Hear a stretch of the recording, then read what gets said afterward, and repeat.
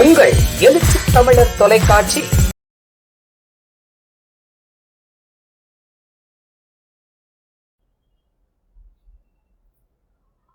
அன்பார்ந்த தோழர்களே, என் உயிரின் உயிரான விடுதலை சிறுத்தைகளே, அனைவருக்கும் வணக்கம். நான் நலமுடன் இருக்கிறேன். என்றாலும் மாநாட்டில் வந்த சில தோழர்கள் விபத்திலே சிக்கி ஒரு சிலர் மருத்துவமனையில் சிகிச்சை பெற்று வருகிறார்கள் என்பது கவலை அளிக்கிறது.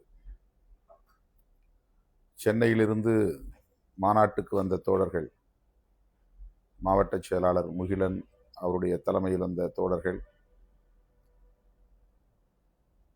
அச்சரப்பாக்கம் அருகே நடந்த விபத்தில் சிக்கியதில் 20 பேர் காயமடைந்து மேல்மருவத்தூர் மருத்துவமனையிலும் செங்கல்பட்டு மருத்துவமனையிலும் அனுமதிக்கப்பட்டு சிகிச்சை பெற்றார்கள்.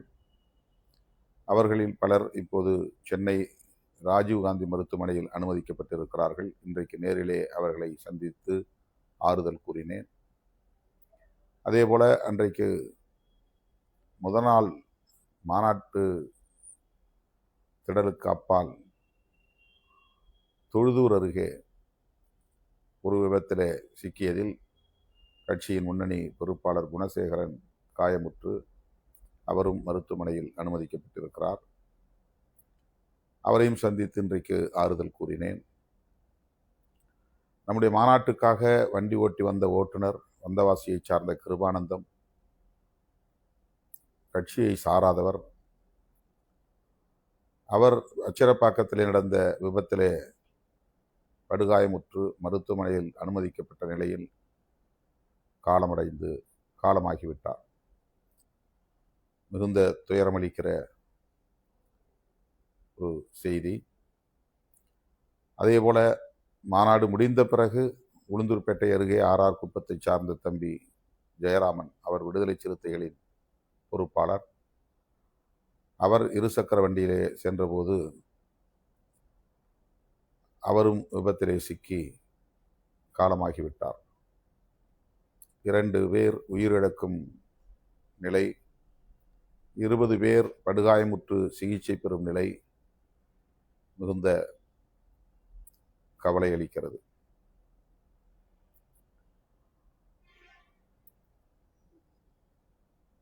மற்றபடி நாம் எதிர்பார்த்த அளவுக்கு மாநாடு மாபெரும் வெற்றியை பெற்றிருக்கிறது.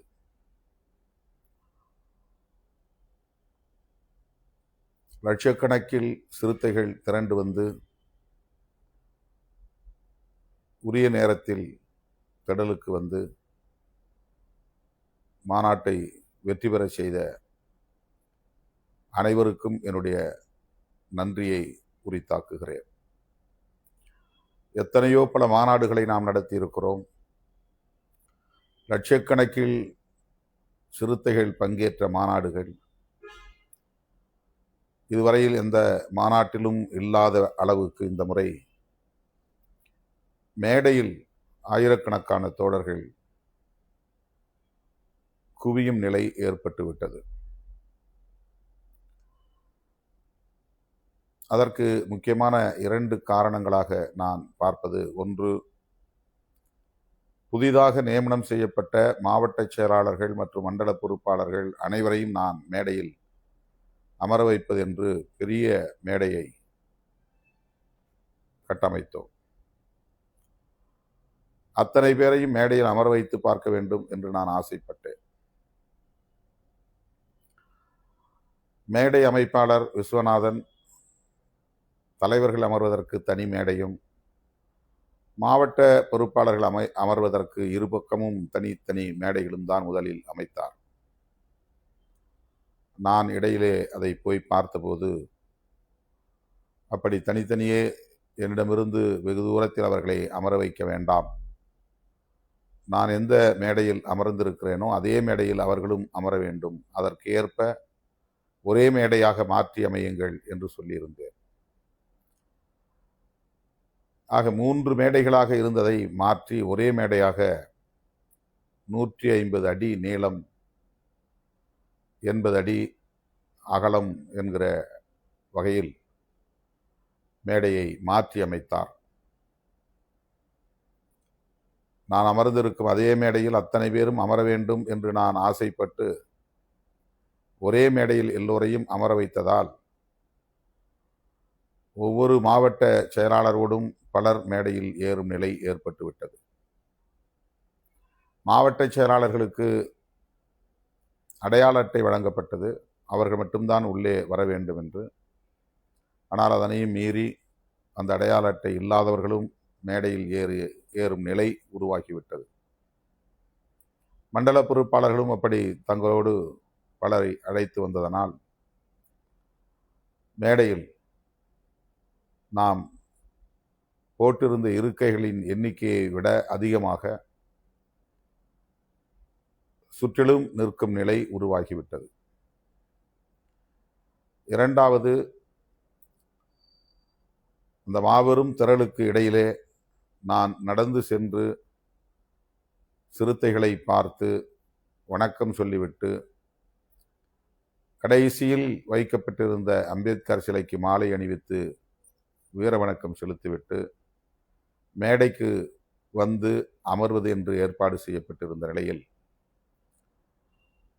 அதற்கென்று ஒரு நேரம் 7 மணி என்று ஒதுக்கியிருந்த நிலையில் நான் வந்ததுமே நேரடியாக அந்த நடைபாதையில் தமிழ் தேசிய சுடரை ஏந்தி செல்ல வேண்டும் என்று தோழர்கள் கேட்டுக்கொண்டதற்கு இணங்க ஒதுக்கிய நேரத்திற்கு முன்னதாகவே செல்லும் நிலை உருவாகிவிட்டது. அப்போது எனக்கு பிறந்தநாள் வாழ்த்து சொல்ல வேண்டும் என்கிற ஆர்வத்தில் இருமருங்கிலும் நின்ற தோழர்கள் அந்த நடை மேடையில் பாய்ந்து ஏறினார்கள். நான் மேடைக்கு திரும்பிய பிறகு அந்த நடைமேடை முழுக்க தோழர்கள் ஏறும் நிலை உருவாகிவிட்டது. திட்டமிட்டவாறு 7 மணிக்கு மேல் நிகழ்ச்சியெல்லாம் முடித்த பிறகு அந்த நடைமேடையில் நடப்பது என்று செய்திருந்தால் ஒருவேளை மேடைக்கு தோழர்கள் வந்து குவியும் நிலையை தடுத்திருக்க முடியும் என்று நான் கருதுகிறேன். ஆனால் நமக்கு வானிலை ஆய்வாளர்கள் சொன்ன கருத்து, நாளேடுகளில் வந்த செய்தி, 5 மணிக்கு மேல் புயல் வீசலாம், மழை பெய்யலாம் என்கிற தகவல். சேலத்தில் நாம் நடத்திய கல்வி உரிமை மாநாட்டின் போது அப்படி மழை பெய்து லட்சக்கணக்கான தோழர்கள் சிதறி ஓடும் நிலை ஏற்பட்டது. என்னால் அந்த மாநாட்டில் பேச இயலாமற் போய்விட்டது. அதுபோன்ற ஒரு நிலை வந்துவிடக்கூடாது என்பதனால் நான் 5 மணிக்கெல்லாம் பேச்சை முடிக்க வேண்டும் என்று கருதியதனால் அந்த அவசரத்தை கையாள வேண்டி வந்தது. இல்லை என்றால் பொறுமையாக மேடையில் நிகழ்ச்சிகளை எல்லாம் முடித்த பிறகு நான் அந்த நடைமேடைக்கு வந்திருப்பேன். ஆக இந்த நடைமேடையை அமைத்ததும் ஒதுக்கியபடி, அதாவது திட்டமிட்டபடி அந்த நேரத்தில் நடைமேடைக்கு வருவதற்கு பதிலாக சற்று முன்னதாகவே வந்ததும் தொண்டர்கள் எனக்கு பிறந்த நாள் வாழ்த்து சொல்ல வேண்டும் என்கிற ஆர்வத்தில் மேடையை நோக்கி வரும் நிலை ஏற்பட்டதாக நான் கருதுகிறேன். மூன்றாவது, இசை நிகழ்ச்சி நடத்துவதற்கென்று தனியே நாம் ஒரு மேடையை அமைத்திருந்தோம். ஆனால் 1 மணிக்கு நண்பகல் வேளையில் அந்த நிகழ்ச்சியை அங்கே தொடங்கச் சொல்லி நாம் வற்புறுத்தினோம். அது தவறு.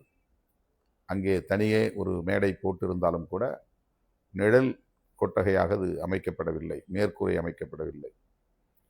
எனவே இசை நிகழ்ச்சியை நடத்திய தோழர்கள் இந்த மேடையிலேயே அமர்ந்து நிகழ்ச்சியை நடத்தும் நிலை உருவாகிவிட்டது. ஆக அவர்களோடு வந்தவர்கள் அந்த நிகழ்ச்சியை ஒட்டி மேடையை பெரும்பகுதியை ஆக்கிரமிக்கும் நிலை உருவாகிவிட்டது. இந்த காரணங்களால் இதுவரையில் நம்முடைய மேடைகளில் ஏற்படாத ஒரு நெரிசல் இந்த முறை ஏற்பட்டுவிட்டது. இத்தனை மாநாடுகளையும் வெல்லக்கூடிய வகையில் பல மடங்கு சிறுத்தைகள் திரண்டிருந்தார்கள் என்பதும் முக்கியமான ஒரு காரணம். 5 மணிக்கு மேல் மழை வந்துவிடும் என்று நான் சொல்லி அத்தனை பேரும் 1 மணிக்குள்ளாக வந்து சேர வேண்டும் என்று கேட்டுக்கொண்டதன் அடிப்படையில் எல்லா மாவட்டங்களில் இருந்தும் சற்று முன்னதாகவே மாநாட்டு திடலுக்கு வந்து சேர்ந்தார்கள். வழக்கமாக அருகே இருப்பவர்கள் சற்று தாமதமாக வருவார்கள், நெடுந்தூரத்தில் இருப்பவர்கள் சற்று முன்னதாகவே வருவார்கள். ஆக வருபவர்கள் கலைந்து போவதும் புதிதாக வருபவர்கள் அந்த இருக்கைகளில் அமர்வதும் என்று கடந்த காலங்களில் மாநாடுகளில் வருவதும் போவதுமாக மாநாட்டு அரங்கை நிரப்பிக்கொண்டே இருப்பார்கள். ஆனால் இந்த முறை அத்தனை பேரும் ஒரே நேரத்தில் மாநாட்டு திடலுக்குள் நுழையும் நிலை ஏற்பட்டுவிட்டது. ஆகவே பிறந்த நாள் அன்றைக்கு இந்த மாநாட்டை நடத்தியதும் அத்தனை பேரையும் 1000க்கும் மேற்பட்டவர்கள் அமரும் வகையிலான மேடையை அமைத்ததும் அந்த மேடையை இணைக்கக்கூடிய நடைமேடையை உருவாக்கியதும் இசை நிகழ்ச்சியை அதற்கென்று போடப்பட்ட மேடையில் நடத்தாமல் இந்த மேடையிலேயே நடத்தியதும் மேடையில் எதிர்பார்த்த அளவை விட தோழர்கள் வந்து குவியும் நிலை ஏற்பட்டுவிட்டது. தீர்மானங்களை படிக்க இயலவில்லை, யாரும் உரையாற்ற இயலவில்லை. கரூரில் நடந்தது போல் இங்கு நடந்துவிடக்கூடாது, மக்களை பாதுகாப்பாக வீட்டுக்கு அனுப்பி வைக்க வேண்டும், நெரிசலில் சிக்கி உயிரிழக்கும் நிலை உருவாகிவிடக்கூடாது என்கிற பதற்றமும் எனக்குள் இருந்தது. எனவே ஓரிரு நிமிடங்களில் நான் உரையை நிறைவு செய்து அனைவரும் பாதுகாப்பாக திரும்பிச் செல்லுங்கள் என்று கேட்டுக்கொண்டேன். இன்னும் சில நிமிடங்கள் நான் பேசிக்கொண்டே இருந்திருந்தால்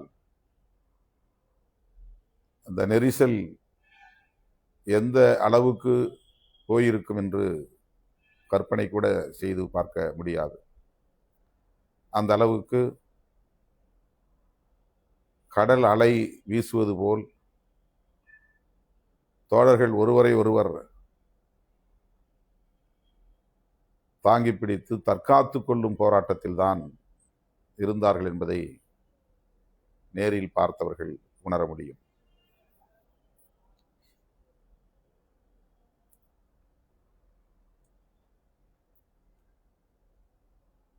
இதுவரையில் நாம் நடத்திய இந்த மாநாட்டிலும் இல்லாத அளவுக்கு புதிய இளைஞர்கள் லட்சக்கணக்கிலே திரண்டிருந்தார்கள் என்பதும் இங்கே குறிப்பிட வேண்டிய ஒன்று. 20 வயதிலிருந்து 30 வயதுக்கு உட்பட்ட இளைஞர்கள், ஜென்சி என்று சொல்லப்படக்கூடிய அந்த இளைஞர்கள் வழக்கத்திற்கு மாறாக பெருமளவில் இந்த மாநாட்டுக்கு திரண்டு வந்திருந்தார்கள் என்பதும் ஒரு காரணம். அவர்கள் அத்தனை பேரும் என்னோடு அந்த நெரிசலிலும் கூட, மரண பயம் மேலோங்கி இருந்த நெரிசலிலும் கூட என்னோடு படம் எடுத்துக்கொள்ள வேண்டும் என்று அவர்கள் காட்டிய ஆர்வம் எனக்கு அச்சத்தை ஏற்படுத்தியது. பாதுகாப்பாக திரும்பிச் செல்லுங்கள் என்று ஒவ்வொருவரையும் நான் அந்த நெரிசலிலும் கேட்டுக்கொண்டேன். வயது முதிர்ந்தவர்கள், பெண்கள், சிறுவர்கள் என மாநாட்டுக்கு வந்தவர்கள் இந்த நெரிசலில் சிக்கிக்கொள்ளக்கூடாது, மாற்றுத்திறனாளிகள் இந்த நெரிசலில் சிக்கிக்கொள்ளக்கூடாது என்ற கவலை எனக்கு மேலோங்கியதால் 3 நிமிடங்களுக்குள்ளாக எனது உரையை நான் நிறைவு செய்துவிட்டேன். 125 தீர்மானங்கள். தமிழ் தேசியம் என்பது வெறும் மொழி உணர்வல்ல, இன உணர்வல்ல. அது ஒரு பேரினத்தின் நெடிய வரலாறு. அந்த தேசிய இனத்தின் தனித்துவத்தை பாதுகாக்க வேண்டிய பொறுப்பு தமிழ் தேசியம் என்கிற கோட்பாட்டில் இருந்துதான் வலிமை பெற முடியும்.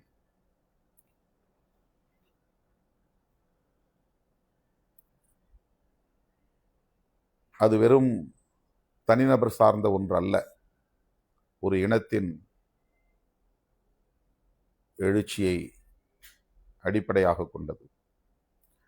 ஆகவேதான் இந்த மாநாட்டுக்கு நாம் தமிழ் தேசிய எழுச்சி மாநாடு என்ற தலைப்பை வைத்தோம். அதை போல இது எழுச்சி மிகுந்த மாநாடாக நடந்தது. அந்த எழுச்சியை நாம் காண முடிந்தது. சாதி ஒழிப்பு, மதச்சார்பின்மை, மாநில சுயாட்சி, அகில இந்திய அளவில் தேசிய இனங்களின் ஐக்கியம் ஆகியவற்றை தமிழ் தேசியமாக வளர்த்தெடுக்க வேண்டும், வலிமையுறை செய்ய வேண்டும் என்கிற அடிப்படையில் தான் இந்த மாநாட்டை நாம் ஒருங்கிணைத்தோம். பிற மொழியின் மீதோ பிற இனத்தின் மீதோ வெறுப்பை உமிழ்வது அல்ல தமிழ் தேசியம். பிற மொழி பேசும் தேசிய இனங்களோடு ஐக்கியத்தை கட்டி எழுப்புவதன் மூலம், ஒற்றுமையை உருவாக்குவதன் மூலம் உண்மையான கூட்டாட்சி புதுதில்லியிலே அமைக்க முடியும். அப்படி அமைய வேண்டும் என்கிற அடிப்படையில் தான் தமிழ் தேசியம் வலுப்பெற வேண்டும் என்று விடுதலை சிறுத்தைகள் கட்சி விரும்புகிறது, நம்புகிறது. ஆகவே தமிழ் தேசிய இனத்திற்கு பிற தேசிய இனங்களை பகையாக நிறுத்தாமல், இந்தி பேசக்கூடிய மக்களையும் இந்தி தேசிய இனத்தையும் கூட அந்த இனத்தை சார்ந்த உழைக்கும் மக்களின் உறவை நல்லிணக்கமான உறவாக பேண வேண்டும் என்பதை தேசிய இனங்களின் ஐக்கியத்தில் நாம் முன்வைக்கிறோம். ஆகவே தமிழ் பேசும் தமிழ் தேசிய இனம், இந்தி பேசும் இந்தி தேசிய இனம் என்று இந்தியாவில் உள்ள அனைத்து தேசிய இனங்களும் தங்களுக்கான மாநில உரிமைகளை பாதுகாத்துக் கொள்வது, அத்துடன் தேசிய இனங்களின் ஐக்கியத்தை கட்டி எழுப்புவது, அதன் அடிப்படையில் அரசமைப்பு சட்டம் முன்மொழியக்கூடிய கூட்டாட்சி அரசு முறையை புதுதில்லியிலே நிறுவுவது என்பதுதான் தமிழ் தேசியத்தின், விடுதலை சிறுத்தைகள் முன்வைக்கும் தமிழ் தேசியத்தின் அடிப்படை என்பதை உணர்த்துவதற்காகத்தான் இந்த மாநாடு. பாரதிய ஜனதாவும் RSSம் மதவழி தேசியத்தை முன்வைக்கிற நிலையில் அதற்கு மாற்று இன்னொரு மதவழி தேசியம் இல்லை. அதற்கு மாற்று மொழிவழி தேசியம்தான். ஒரே நாடு ஒரே ஆட்சி என்கிற முறையில் மாநில அரசுகளே எதிர்காலத்தில் இருக்கக்கூடாது, மாநில கட்சிகள் இருக்கக்கூடாது, மாநிலம் சார்ந்த உணர்வுகள் வலிமை பெற்றுவிடக்கூடாது என்று சங் பரிவார்கள் திட்டம் போட்டு செயல்பட்டு வருகிறார்கள். அவர்களின் இறுதி இலக்கு இந்த மண்ணில் ஒரே மதம்தான் இருக்க வேண்டும், ஒரே கலாச்சாரம்தான் இருக்க வேண்டும், ஒரே கட்சிதான் இருக்க வேண்டும், ஒரே அரசுதான் இருக்க வேண்டும், அது புதுதில்லியில் இருக்கிற அரசு, ஒன்றிய அரசு என்று அனைத்தையும் ஓர்மைத்துவம் செய்கிற, அதாவது பன்மைத்துவத்தை சிதைக்கிற ஒரு செயல் திட்டத்தை வரையறுத்து கொண்டு அவர்கள் செயல்படுகிறார்கள். எனவே பாரதிய ஜனதா முன்வைக்கக்கூடிய RSS உள்ளிட்ட சங் பரிவார்கள் கட்டியமைக்க விரும்புகிற அந்த தேசியவாதத்தை எதிர்த்து மொழிவழி தேசியவாதத்தை உயர்த்தி பிடிக்க வேண்டும். அது ஒரு மாநிலம் மட்டுமே செய்தால் முடியாது. இந்தியா முழுவதும் உள்ள அனைத்து மாநிலங்களும் இந்த கருத்தில் ஒருங்கிணைய வேண்டும். தமிழ் தேசியம் என்பதைப் போல தெலுங்கு தேசியம், மலையாள தேசியம், கன்னட தேசியம், மராட்டிய தேசியம், இந்தி தேசியம் என்று இங்கே மாநில அல்லது மொழிவாரி தேசியம் வலுப்பெற வேண்டும். இந்த தேசிய இனங்களுக்கு இடையிலான ஐக்கியம், ஒன்றிய கூட்டாட்சியை உருவாக்க வேண்டும். ஒரு இனம் நாட்டை ஆளுவது அல்லது ஒரு மதம் நாட்டை ஆளுவது, ஒரு கட்சி நாட்டை ஆளுவது பாசிசத்தை மேலும் வலுப்பெறச் செய்துவிடும். எனவே தமிழ் தேசியம் என்பது நம்முடைய தாய்மொழி என்கிற அடிப்படையில் அதன் மீது பற்றுக்கொள்வது, அதன் அடிப்படையில் தமிழர்கள் என்ற உணர்வை பெறுவது மட்டுமல்ல, அதனை தாண்டி நமக்கான பாரம்பரியத்தை பாதுகாப்பது, தனித்தன்மையை பாதுகாப்பது, வரலாற்றை பாதுகாப்பது, கலாச்சாரத்தை பாதுகாப்பது, இதற்கெல்லாம் தேவை அதிகாரம். அதிகாரம் டெல்லியில் மட்டும் இருக்கக்கூடாது, சென்னையிலும் இருக்க வேண்டும், பெங்களூரிலும் இருக்க வேண்டும், ஹைதராபாத்திலும் இருக்க வேண்டும், திருவனந்தபுரத்திலும் இருக்க வேண்டும். அந்த அதிகாரம் கிடைக்க வேண்டுமானால் மாநில சுயாட்சி இங்கே வென்றெடுக்கப்பட வேண்டும். ஆகவேதான் விடுதலை சிறுத்தைகள் கட்சி மாநில அரசுகளுக்கு முழு அதிகாரத்தை வழங்கக்கூடிய வகையில் மாநில சுயாட்சியை மீண்டும் மீண்டும் வலியுறுத்துகிறது. ஏற்கனவே மாநில சுயாட்சி மாநாட்டை நாம் நடத்தியிருக்கிறோம். அதே போல தமிழர் இறையாண்மை மாநாட்டை நாம் நடத்தியிருக்கிறோம். தமிழீழ அங்கீகார மாநாட்டை நாம் நடத்தியிருக்கிறோம். இந்த மாநாடுகள் எல்லாம் சொல்லும் செய்தி, மொழிவழி தேசியம் மிகவும் இன்றியமையாத ஒரு தேவை என்பதாகும்.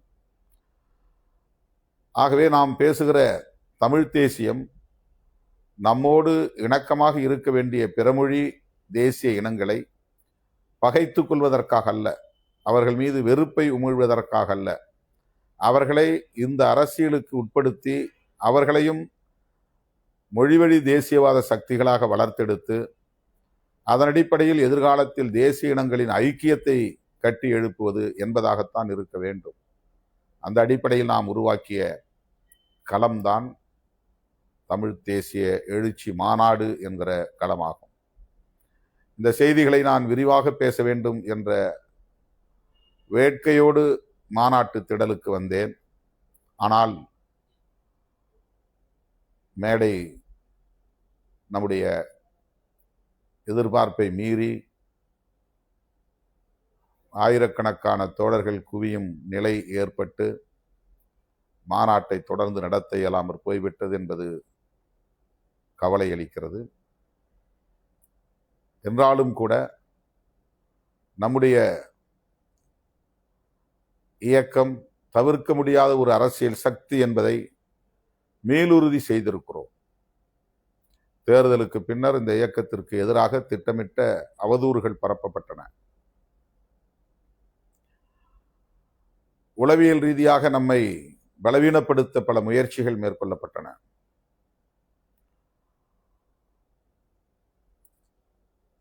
திரு விஜய் அவர்களின் வரவுக்கு பிறகு பல கட்சிகள் தங்களுடைய சொந்த வாக்கு வங்கியை காலம் காலமாக நிலையான வாக்கு வங்கியை பெற்றிருந்த நிலையில் அதனையே இழக்கும் நிலை ஏற்பட்டிருக்கிறது. விடுதலை சிறுத்தைகளை பொறுத்தவரையில் போட்டியிட்ட இடங்களின் எண்ணிக்கையில் நாம் கூடுதலாக வெற்றி பெற இயலவில்லை என்றாலும் கூட நம்முடைய சக்தி என்பது அப்படியே நிலைத்திருக்கிறது, அதைவிட கூடுதலாக வலிமை பெற்றிருக்கிறது என்பதுதான் நாம் உணர்ந்து கொள்ள வேண்டிய அரசியல் உண்மை. இது பலருக்கு கசப்பாக இருக்கலாம், ஆனால் அதுதான் உண்மை. அதை உணர்த்திய மாநாடு தான் இந்த மாநாடு. அந்த வகையிலே இந்த மாநாட்டை வெற்றி பெறச் செய்த என் உயிரின் உயிரான விடுதலை சிறுத்தைகள் அனைவருக்கும் நான் நன்றி சொல்ல கடமைப்பட்டிருக்கிறேன். மற்றபடி எதிர்மறையான எந்த விமர்சனங்களையும் யாரும் பொருட்படுத்த வேண்டாம். அதற்கு விளக்கம் சொல்லுகிறோம் என்கிற பெயரில் எந்த எதிர்வினையும் ஆற்ற வேண்டாம். அப்படி விமர்சிக்கிறவர்கள் எப்போதும் நம்மை விமர்சித்துக் கொண்டே இருப்பவர்கள்தான். அதை நாம் கடந்து செல்ல வேண்டும் என்று கேட்டுக்கொள்கிறேன். இயற்கை எப்போதும் நம்மோடு இருக்கும், நமக்கு ஒத்துழைக்கும் என்று நான் அடிக்கடி சொல்லுவேன். இந்த மாநாட்டிலும் நமக்கு இயற்கை ஒத்துழைத்தது. ஆனாலும் முன்னெச்சரிக்கையாக நாம் சற்று நேரத்தே இந்த நிகழ்ச்சியை தொடங்கி நேரத்தே முடிக்க வேண்டும் என்று எண்ணினோம். அவ்வளவுதான். 6 மணிக்கு தொடங்கி 10 மணிக்கு முடிக்கலாம் என்று நாம் திட்டமிட்டிருந்தோம். ஒருவேளை பெருந்திரள், கட்டுக்கடங்காத திரள்,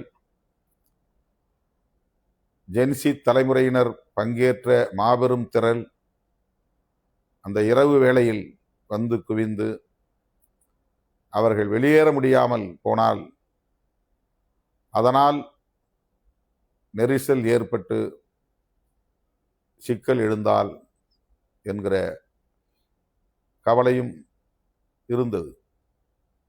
எனவேதான் மழைக்காக மட்டுமில்லை, இரவு வேளையில் நீண்ட நேரம் கூட்டத்தை நாம் ஒரு இடத்திலே முடக்கி போடக்கூடாது, அவர்களை நேரத்தே முடித்து வீட்டுக்கு அனுப்ப வேண்டும் என்கிற ஒரு நோக்கமும் எனக்குள்ளே இருந்தது. அந்த திடலுக்கு வந்தவர்கள் 50% பேர் தான். அதை போல 50% மேலானவர்கள் உளுந்தூர்பேட்டைக்கே நெருங்க முடியவில்லை என்பதுதான் விசாரணையில் தெரிய வருகிறது. காவல்துறையினர் உளுந்தூர்பேட்டைக்குள் நுழைகிற பகுதிகளில் நாலாபுரத்திலிருந்தும், தென் மாவட்டங்களில் இருந்து வருகிற தோழர்கள், மேற்கு மாவட்டங்களில் இருந்து வருகிற தோழர்கள், டெல்டா மாவட்டங்களில் இருந்து வருகிற தோழர்கள், சென்னையில் இருந்து வருகிற தோழர்கள், அவ்வளவு பேரும் மாநாட்டு திடலுக்கு வந்து சேர முடியவில்லை.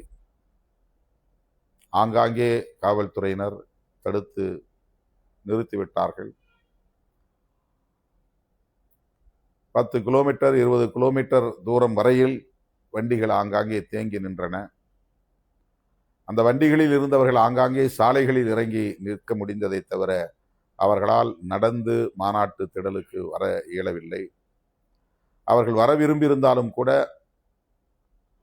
அவர்கள் வந்து சேருவதற்குள் மாநாட்டை நாம் முடித்து விட்டோம்.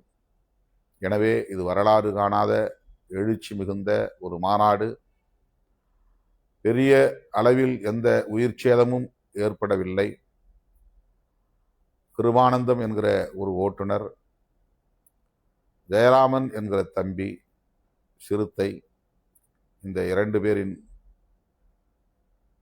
குடும்பத்தினருக்கும் என்னுடைய ஆழ்ந்த இரங்கலை தெரிவித்துக் கொள்கிறேன். இயக்கத் தோழர்களை, இந்த குடும்பத்தினரை சந்தித்து ஆறுதல் சொல்லும்படி கேட்டிருக்கிறேன்.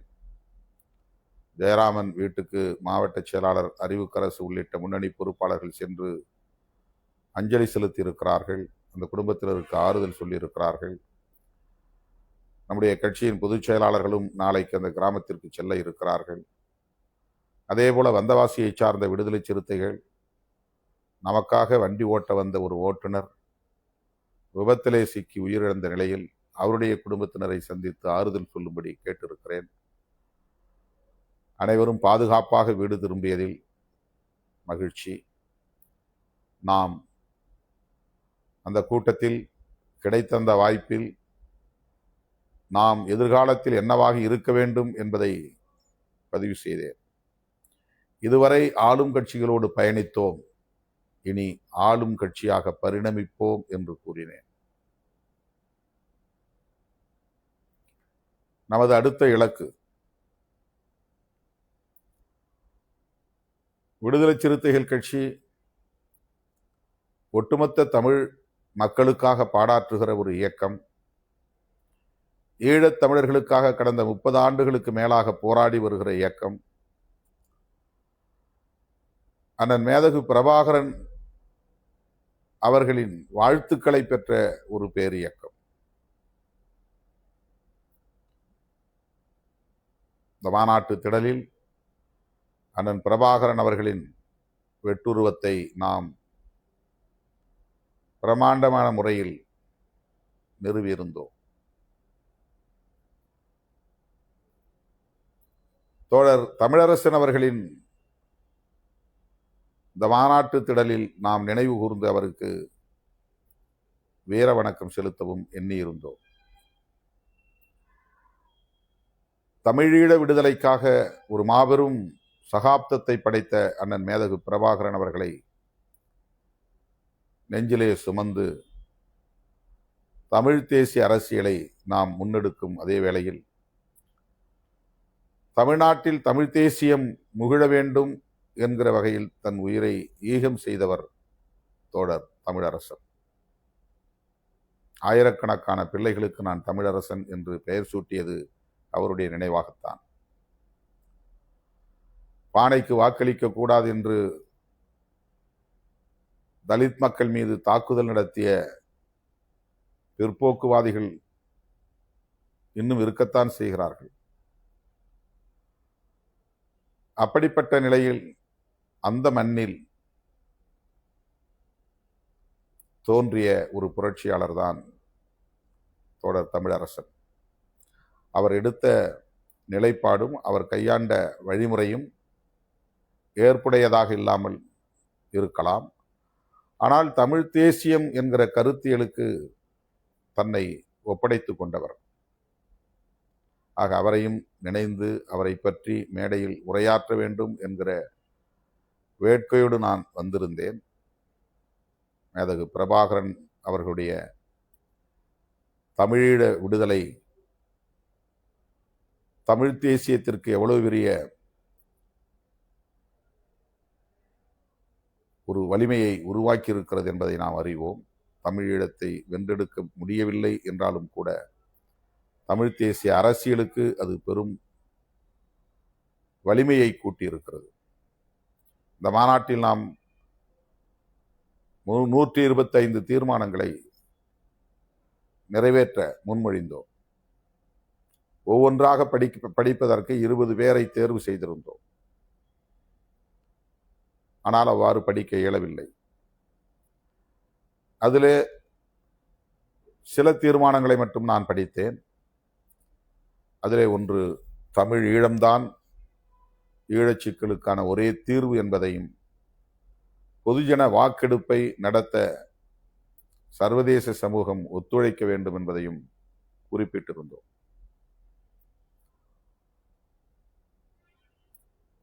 அதே வேளையில் தமிழ்நாட்டில் நாம் அதுபோல தனித்தமிழ்நாடு என்கிற கோரிக்கையை வைக்கவில்லை. புரட்சியாளர் அம்பேத்கர் வகுத்தளித்த அரசமைப்பு சட்டத்தை ஏற்றுக்கொள்கிறோம். அதன் அடிப்படையில் இந்தியா முழுவதும் மதச்சார்பின்மையை கட்டி எழுப்ப வேண்டும், சாதிய கட்டமைப்பை தகர்க்க வேண்டும் என்கிற அந்த அரசியலை மொழிவழி தேசியத்தோடு இணைத்து நாம் முன்னெடுக்கிறோம். இது முற்றிலும் ஒரு மாறுபட்ட கோணம். இது விரிவான உரையாடலுக்கு உட்படுத்த வேண்டிய ஒரு அரசியல். இதனை முதல் கட்சியாக நின்று நாம் முன்மொழிகிறோம்.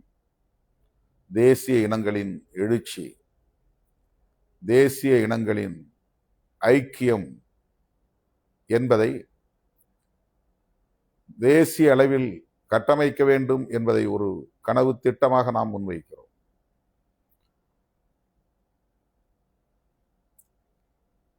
இன்றைக்கு தமிழ்நாட்டில் இருப்பதைப் போல பிற மாநிலங்களிலும் கூட மொழி உணர்வு மேலோங்கி இருக்கிறது. மாநில உரிமைகள் குறித்த விழிப்புணர்வு மேலோங்கி இருக்கிறது.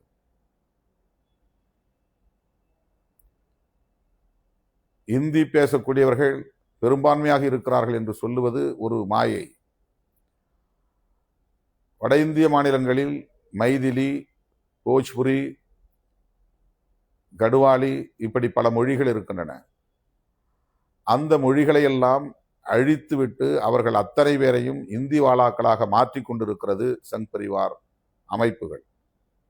அவர்களையெல்லாம் இந்தியை தாய்மொழியாக கொண்டவர்கள் என்று இவர்கள் கட்டாயப்படுத்தி இணைக்கிறார்கள். அவர்களுக்கு இந்தி பேசத் தெரியும், ஆனால் அவர்களுடைய தாய்மொழி வேறு. மைதிலி என்பது இந்தியோடு கூடிய ஒரு மொழி அல்ல. இந்தி வேறு, மைதிலி என்கிற மொழி வேறு, போஜ்புரி என்பது வேறு, கடுவாலி என்பது வேறு, ராஜஸ்தானி என்பது ஒரு தனி மொழி, பீகாரி என்பது தனி மொழி. ஆனால் இவை அனைத்தையும் அவர்கள் இந்தி என்று சொல்லி இவையெல்லாம் இந்தி பேசும் மாநிலங்கள் என்று கணக்கு காட்டி அந்த மாநிலங்களை எப்படி தம்பயப்படுத்திக் கொண்டார்களோ, அந்த மொழிகளை எப்படி மெல்ல மெல்ல அழித்து வருகிறார்களோ, அதை போல இந்தியாவில் உள்ள எல்லா மொழிகளையும் காலப்போக்கில் அடையாளம் இல்லாமல் சிதைப்பதுதான் அவர்களின் நோக்கம். ஒரே மொழியை பேசும் மக்களாக இந்தியா முழுவதும் எல்லோரையும் மாற்ற வேண்டும் என்பதுதான். ஆக தமிழுக்கென்று இருக்கிற பாரம்பரியத்தை அழிக்க வேண்டும் என்று அவர்கள் வெளிப்படையாக சொல்லாமல் எல்லோரும் இந்தியை கற்றுக்கொள்ளுங்கள் என்று சொல்லுவதன் மூலம் 50 ஆண்டுகளுக்கு பிறகு அல்லது 100 ஆண்டுகளுக்கு பிறகு தமிழ்நாட்டில் இந்தி பேசக்கூடியவர்களே பெரும்பான்மையாக இருப்பார்கள் என்கிற நிலையை உருவாக்குவதுதான் அவர்களின் நோக்கம். இதனை தடுக்க வேண்டும். அவரவர் மொழிக்குள்ள தனித்தன்மையை பாதுகாக்க வேண்டும். அவரவர் மொழி சார்ந்த வரலாற்றை பாதுகாக்க வேண்டும். அந்தந்த தேசிய இனங்களின் கலாச்சாரத்தை பாதுகாக்க வேண்டும். அந்த பொறுப்புணர்வோடு தேசிய இனங்களின் ஐக்கியத்தை கட்டி எழுப்ப வேண்டும். பெரியாரை கன்னடர் என்று சொல்லுவதும்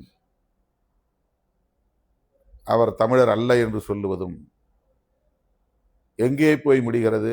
அம்பேத்கரும் தமிழர் அல்ல, அவர் நமக்கு தேவையில்லை என்கிற அரசியலுக்கு கொண்டு போய் சேர்க்கிறது. அது மொழி தூய்மைவாதம், இன தூய்மைவாதம் என்கிற பாசிசத்தை நோக்கி நகர்கிறது. இந்த தூய்மைவாதம் பாசிசத்திற்கு இடம் கொடுக்கும் என்பதை நாம் சுட்டி காட்டுகிறோம். தனித்தன்மையை பாதுகாப்பது என்பது வேறு, தூய்மைவாதத்தை உயர்த்தி பிடிப்பது என்பது வேறு. நம்முடைய பாரம்பரியத்தை, வரலாற்றை பாதுகாக்க வேண்டும் என்பது வேறு, அதற்காக பிற மொழியை, பிற இனத்தை வெறுப்பது என்பது வேறு. சங் பரிவார்கள் இந்துக்களாக இரு என்று சொல்லுவது பிரச்சனை இல்லை, ஆனால் முஸ்லிம்களுக்கு எதிரான வெறுப்பையும் கிறிஸ்தவர்களுக்கு எதிரான வெறுப்பையும் விதைப்பதுதான் ஆபத்து என்று நாம் சொல்லுகிறோம். இந்துக்களாக மக்கள் இயல்பாக உணர்கிறார்கள், அது மதிக்கப்பட வேண்டும். அதனால்தான் நான் பேசும்போது சொல்லுவேன், இந்துயிசம் என்பது வேறு, இந்துத்துவா என்பது வேறு என்று சொல்லுவேன். ஆர்எஸ்எஸும் பிஜேபியும் முன்வைக்கிற கோட்பாடு இந்துத்துவா, அது வெறுப்பு அரசியலை அடிப்படையாக கொண்டது, இஸ்லாமியர்களையும் கிறிஸ்தவர்களையும் பகையாக நிறுத்துவது, பாபர் மசூதியை போல மசூதிகளை எல்லாம் இடிக்க வேண்டும் என்று சொல்லுவது, இந்தியாவின் பெயரை மாற்ற விரும்புவது, ஒரே மதம் ஒரே கலாச்சாரம் என்கிற கோட்பாட்டை நிலைநாட்ட துடிப்பது, இதுவெல்லாம் இந்து இசத்தில் வராது, ஆன்மீக நம்பிக்கையில் வராது, இந்து கலாச்சாரத்தில் வராது. அது மக்கள் உணர்வு, அது வேறு. இது ஒரு கட்சியின் செயல் திட்டம், இது வேறு. ஆகவே மதத்தின் அடிப்படையில் வெறுப்பை உமிழ்வது எப்படி தப்போ தவறோ, அதை போல் மொழியின் அடிப்படையிலும் வெறுப்பை உமிழ்வது கூடாது, அது பாசிசத்தை நோக்கி செல்லும் என்கிற அரசியலை விடுதலை சிறுத்தைகள் கட்சி தமிழ் தேசிய அரசியலின் ஒரு அங்கமாக முன்வைக்கிறது. ஆகவே தமிழ் தேசியத்தின் அடிப்படை கூறுகளாக சாதி ஒழிப்பையும், மதச்சார்பின்மையையும், மாநில சுயாட்சியையும், தேசிய இனங்களின் ஐக்கியத்தையும் முன்வைக்கிறது. இதனை சொல்லும் ஒரு மகத்தான களம்தான் நாம் உருவாக்கிய தமிழ் தேசிய எழுச்சி மாநாட்டு களம். இந்த செய்திகளை சொல்லுவதற்காக தமிழ்நாடு முழுவதும் மாநாட்டு தீர்மானங்களை விளக்கி பொதுக்கூட்டங்களை நடத்துவது என்று நாம் முடிவெடுத்திருக்கிறோம்.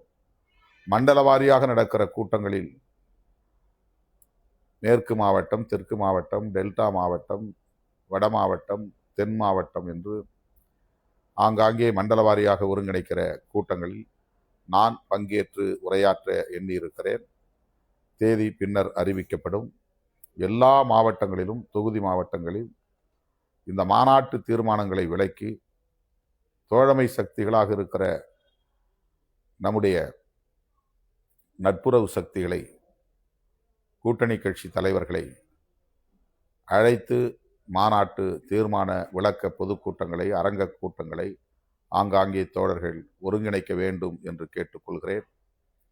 கடைசியாக ஒரு வேண்டுகோள், மாநாட்டுக்கென்று நீங்கள் அளிக்க வேண்டிய நிதியை தலைமைக்கு வந்து ஒப்படைக்க வேண்டும். பெருமளவில் பாக்கி நிற்கிறது. அதை நாம் ஈடு செய்வதற்கு வேறு வழியில்லை.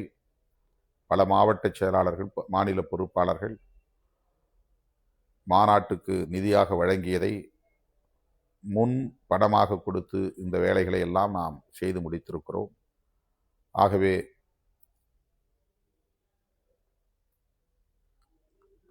கேட்டுக்கொண்டதற்கு இணங்க ஏற்கனவே அறிவித்தபடி மாவட்ட நிர்வாகம், மாநில பொறுப்பாளர்கள் மாநாட்டுக்கான நிதியை வழங்க வேண்டும். அந்த QR கோட் மூலமாகவும் வழங்கலாம். தலைமைக்கு வந்து மாநில பொருளாளர் பாலாஜி அவர்களிடத்தில் ஒப்படைக்கலாம். அதை இந்த வாரத்திலேயே செய்ய வேண்டும் என்கிற வேண்டுகோளை வைத்து மாநாட்டுக்கு மிகப்பெரிய அளவில் விளம்பரம் செய்து, வண்டி வாகனங்களை ஏற்பாடு செய்து, அனைவருக்கும் உணவு போன்ற இன்றியமையாத தேவைகளையும் ஏற்பாடு செய்து,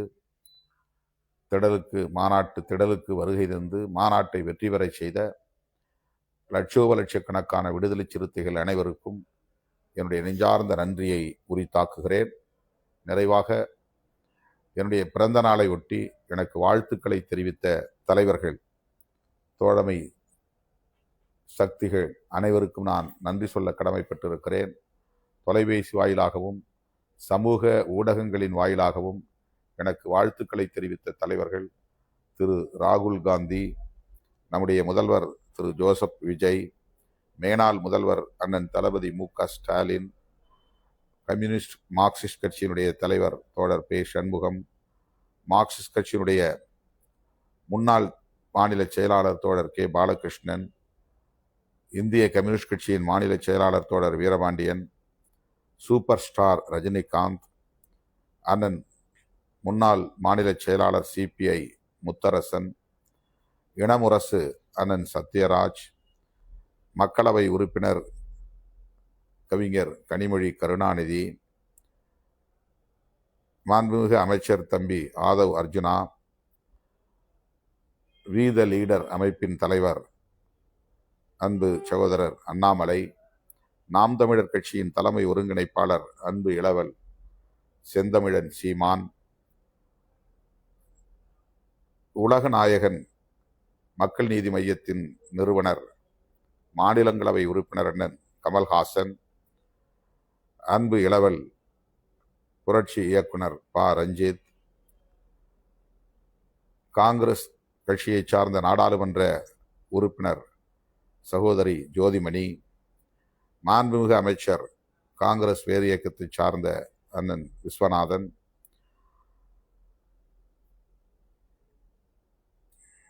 ஜெயலலிதா அம்மையார் அவர்களின் பேரன்புக்குரிய தலைவர், என் மீது எப்போதும் பாசம் பொழியும் அம்மா VK சசிகலா, மாண்புமிகு அமைச்சர் அருண்ராஜ், முன்னாள் சட்டமன்ற உறுப்பினர் பாமக இரா அருள், இயக்குனர் சீனு ராமசாமி, சட்டமன்ற உறுப்பினர் பாட்டாளி மக்கள் கட்சியை சார்ந்த திருமதி சௌமியா அன்புமணி, தம்பி ஜோஸ் சார்ல்ஸ் மார்டின், மேனாள் நாடாளுமன்ற உறுப்பினர் OP ரவீந்திரநாத், மதிப்பிற்குரிய அண்ணன் மூப்பனார் அவர்களின் அருமை புதல்வர் அண்ணன் GK வாசன், மேனாள் மத்திய அமைச்சர், மேனாள் அமைச்சர் பெருமதிப்பிற்குரிய HV ஹண்டே, என் மீது எப்போதும்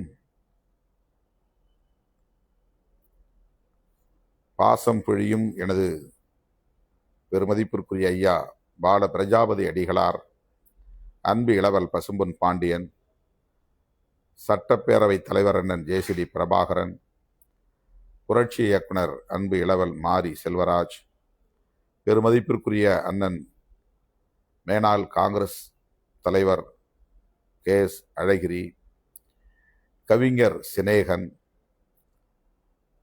ஷர்மிளா பாலாஜி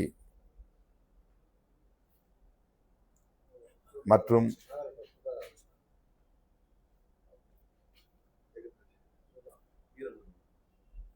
திராவிடர் கழகத்தின் தலைவர், தமிழர் தலைவர் ஐயா ஆசிரியர் வீரமணி, அண்ணன் MRK பன்னீர்செல்வம், அண்ணன் சேகர் பாபு, காங்கிரஸ் தமிழ்நாடு தலைவர் மதிப்பிற்குரிய நாடாளுமன்ற உறுப்பினர் அன்பு இளவல் மாணிக் தாகூர்,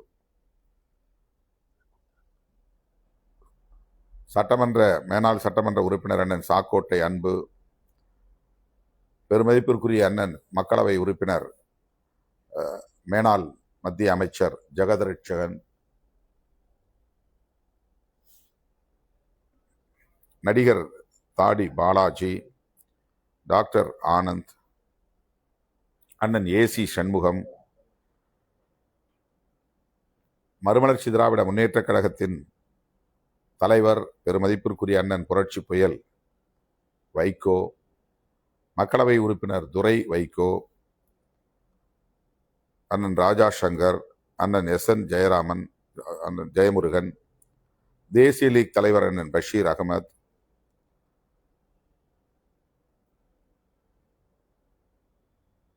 திரு சரவணன், தொழிலதிபர் ராஜன், அமைச்சர் சுற்றுலாத்துறை அமைச்சர் ராஜேஷ்குமார்,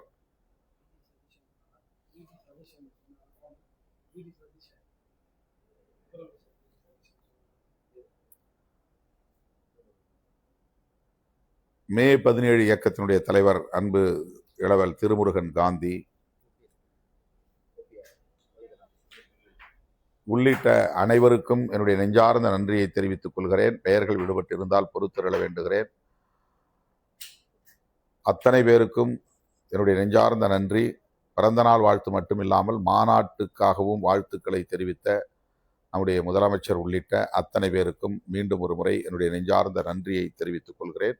உங்களின் நல்வாழ்த்துக்களோடு எமது இந்த அரசியல் பயணம் வெற்றிகரமாக அமையும்.